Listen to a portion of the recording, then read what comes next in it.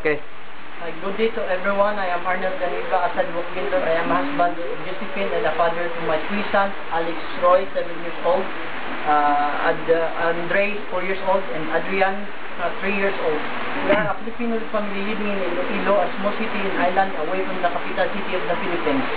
I am posting this message to ask for any help we could get because my youngest son adventurously needs medical help. He was diagnosed with hydrocephalus when he was born on January 4, 2007. After 1 month, February 2007, he had his first neurosurgical operation.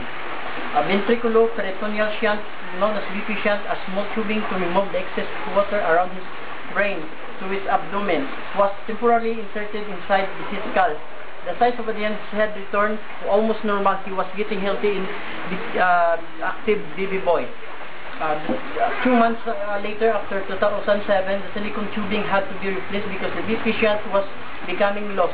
2 months passed. His second operation, Adrian began to lose his vision. Only his sense of hearing made him aware of his family around him. Since then, he has been attacked by seizure. His head started to swell again.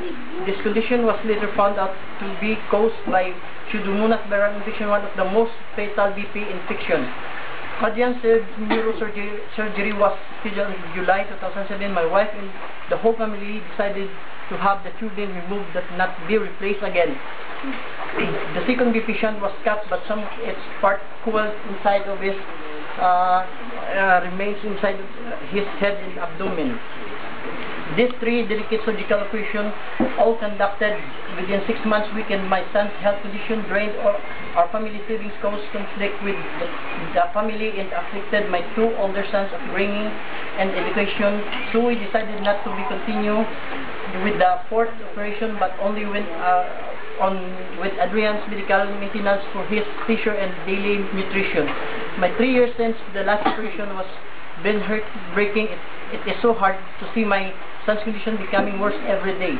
Aside from his swelling head, the infection made the left part of his body non-reactive and almost paralyzed. I believe he has totally lost his eyesight, and now his speech and hearing are also affected.